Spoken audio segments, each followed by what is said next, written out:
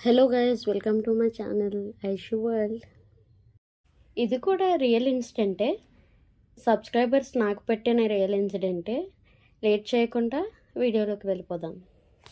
ఇది 2019లో నా కాలేజ్ ఫ్రెండ్కి జరిగిన కథ. అతని పేరు రోహిత్. అతను ఒక టాటా ఇండికా కార్ని డ్రైవ్ చేస్తూ ఉండేవాడు. అది చాలా పాత కార్. అతను అంకుల్ దగ్గర నుంచి సెకండ్ హ్యాండ్గా తీసుకున్నాడు. ఒకరోజు రాత్రి అతను ఒక స్నేహితుడి ఇంటికి వెళ్ళి వచ్చాడు. తను ఇంటికి తిరిగి వస్తున్నప్పుడు సమయం 1:30 అయింది రాత్రి. రోడ్డు ఖాళీగా ఉంది. అప్పుడు అతని కారు లోపల ఒక విచిత్రమైన వాసన వచ్చింది.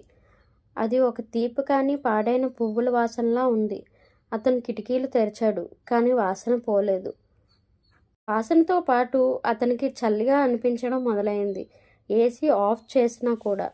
అందులో ఎయిర్ కండిషనర్ లేనప్పటికీ కార్ లోపల టెంపరేచర్ పడిపోతున్నట్లు భావించాడు.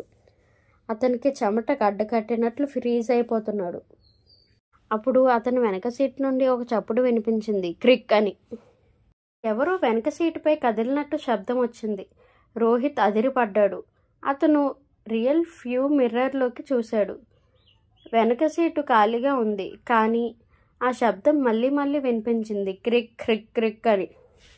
ఈసారి అది ముందు సీట్ నుంచి వచ్చినట్లు అనిపించింది. ప్రయాణికుడు సీటు వైపు రోహిత్ తిరిగి చూశాడు. ఎవరూ లేరు. కానీ ఆ సీటు దాని పైభాగం కొంచెం కిందకి వంగినట్లు, ఎవరో కూర్చున్నట్లు తోస్తుంది. భయంతో అతని కార్ని రోడ్ సైడ్లో ఆపేశాడు.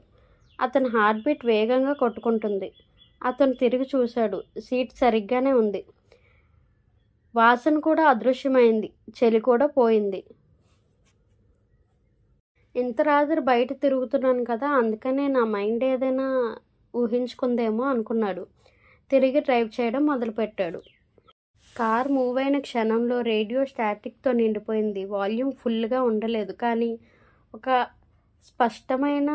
అస్పష్టమైన గొంతు రేడియో నుంచి వినిపించింది. ఒక ఆడపిల్ల గొంతు. నన్ను ఇంటికి తీసుకెళ్ళు అని అంటుంది. రోహిత్ రేడియోని ఆఫ్ చేశాడు. అతని చేతులు వణికిపోతున్నాయి. అతను వేగంగా డ్రైవ్ చేయడం మొదలుపెట్టాడు తన ఇంటి వైపుకి. అప్పుడు అతని పక్కన ఉన్న ప్యాసింజర్ సీట్లో ఒక చిన్న మచ్చలు పడిన పాడైపోయిన హ్యాండ్ బ్రేక్ మీద ఒక చేయి కనిపించింది. అది ఒక యంగ్ గర్ల్ చేయిలాగా ఉంది. అది స్లోగా స్మూత్గా గీర్ షిఫ్ట్కి మూవ్ అవుతుంది. రోహిత్ ఇంకా స్క్రీమ్ చేస్తూ కార్ని వైలెంట్గా బ్రేక్ పెట్టేశాడు. కార్ స్కిడ్ అయ్యి రోడ్లో డిచ్లో ఆగిపోయింది. అతను ఊపిరి ఆడట్లేదు. ప్యాసింజర్ సీటు వైపు చూశాడు. ఖాళీగా ఉంది. హ్యాండ్ బ్రేక్ మీద మచ్చలు లేవు. అతను కార్ దిగి పరుగులు పెట్టాడు. తన ఇంటికి వాకింగ్గా వెళ్ళాడు. కార్ అక్కడే వదిలేశాడు. మరుసటి రోజు సన్లైట్లో అతను ఫ్రెండ్తో కలిసి కార్ని తీసుకువచ్చాడు. ఎవ్రీథింగ్ నార్మల్గా ఉంది. అతను అంకుల్కి ఫోన్ చేసి ఆ కార్ హిస్టరీ ఏమిటి అని అడిగాడు. అంకుల్ ఇనీషియల్లీ నిరాకరించారంట. కానీ రోహిత్ ఇన్సిస్ట్ చేయడంతో అంకుల్ ట్రూత్ చెప్పాడు. ఇయర్స్ ఎగో ఆ కార్ని మునుపటి యజమాని ఒక యంగ్ గర్ల్ని కిడ్నాప్ చేసి మర్డర్ చేసినందుకు యూజ్ చేశాడు. ఆ గర్ల్ శవం కారులోనే ట్రంక్లో కనిపించింది. ఆ మ్యాన్ అరెస్ట్ అయ్యాడు.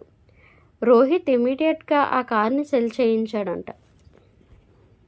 అతను ఇప్పుడు కూడా రాత్రి సమయంలో ఎవరైనా ప్యాసింజర్ సీట్లో కూర్చున్నట్లు ఫీలింగ్ వస్తూ ఉంటుందంట. ఆ పాడైపోయిన పువ్వుల వాసన మరియు ఆ చల్లగాలి గుర్తుకు వస్తాయంట. మరియు అతను ఎప్పుడూ ఒంటరిగా నైట్ డ్రైవ్ చేయలేదు ఇప్పటి వరకు. అలాగే మీ లైఫ్లో ఏమైనా హర్రర్ స్టోరీస్ ఉంటే నేను మెయిల్ ఐడి కమెంట్ బాక్స్లో పిన్ చేస్తాను. దానికి మీరు మెయిల్ పెట్టండి. నేను ఖచ్చితంగా దానికి వీడియో చేయడానికి ట్రై చేస్తాను. ఇంకొక చిన్న అనౌన్స్మెంట్, గివ్ అవే గురించి కాదు. గివ్ అవే 1K సబ్స్క్రైబర్స్ దాటిన తర్వాత లైవ్కి వద్దాం అనుకుంటున్నా ఈ సండే. ఏమంటారు? కామెంట్ చేసేయండి. మీరు రావాలనుకుంటే ఖచ్చితంగా వస్తాను. అలాగే కొంచెం ప్లీజ్ సబ్స్క్రైబ్ చేసుకోవచ్చు కదా. ఐషు కష్టానికి మోటివేషన్గా సబ్స్క్రైబ్ చేసుకోండి ప్లీజ్. ఐషు వరల్డ్కి ఫ్యామిలీ అయిపోండి. అలాగే హర్రర్ స్టోరీస్ని ఇష్టపడే మీ ఫ్రెండ్స్ హర్రర్ స్టోరీస్ని ఇంట్రెస్టింగ్గా ఇష్టపడే మీ ఫ్రెండ్స్కి ఈ వీడియోని షేర్ చేయండి.